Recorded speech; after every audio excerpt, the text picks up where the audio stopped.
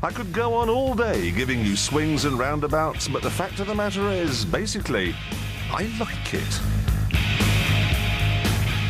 Right, here we are at one of those Calais hypermarket cash and carry booze warehouse jobs, and boy, have I got the car for the job. Let me show you what I mean. We've got storage space up here, and here above the driver. In the back, there are two extra glove boxes, and then if we slide that open, we've got a cubby hole here under the floor and another one there.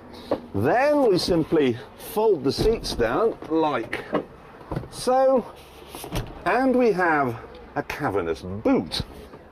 And I haven't finished yet, because if we open the tailgate, there's another overhead locker here for a further 10 kilograms of booze. So, let's shop.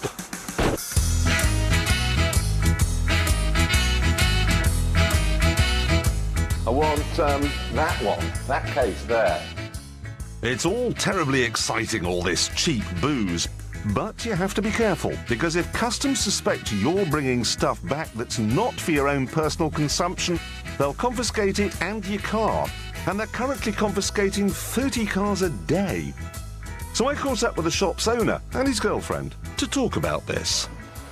Because I was reading in the paper that if I were to put 500 bottles of gin in the car, which I'm legally allowed to do... Absolutely. Customs are so, well, you'd never get through all that. How can they say that when it was Maggie Thatcher told us to stock our larders up?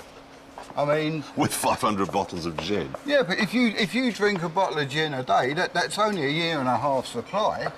That's not a lot. Fizzy Liebfraumilch. I don't think I'll be able to convince customs that's for my personal consumption. No. Other people were going berserk, perhaps because they didn't like their cars very much. Perhaps they wanted to have them squashed. Trouble is, I really am very fond of this car, and I don't want customs to crush it, so... There we are. Saved a few quid. Well, pence. Now, I should explain at this point that other vans are available. There's the Fiat Doblo, which is a trifle cheaper than this, but I think I'm right in saying it's the slowest accelerating car that money can buy in Britain today. 0 to 60 is 21 seconds. Then there's the Ford Tourneo Connect. That's over £10,000. You don't even want to think about that, so awful. And then there's the Renault Kangoo. That's okay, but basically it's not as good as this. You have to have a Berlingo. Question is, diesel or petrol? Well, to help us decide that, I've been joined now by Top Gear's new car trader, pocket-sized chap, Jason Dorr. What do you reckon? Petrol. Really? Don't bother with a diesel. Makes it feel too much like a van. Well, it did feel like that. Going down the motorway, there was that noise, and you just think, look, I've saved enough money here. Yeah, but you can save even more at the minute. Really? Yep, they are doing a facelift on this car, which means they're going to change the bumpers and the bonnet and a couple of bits, but it'll basically look the same. What it does mean is that Citroën have got some of the old models. They need to get shot of them. These ones, basically? Yeah. This car? This car, yep. So what are they doing? They're doing a deal. You can get all the VAT off, so that means that instead of 8,995, you can get a 1.4 for £7,700.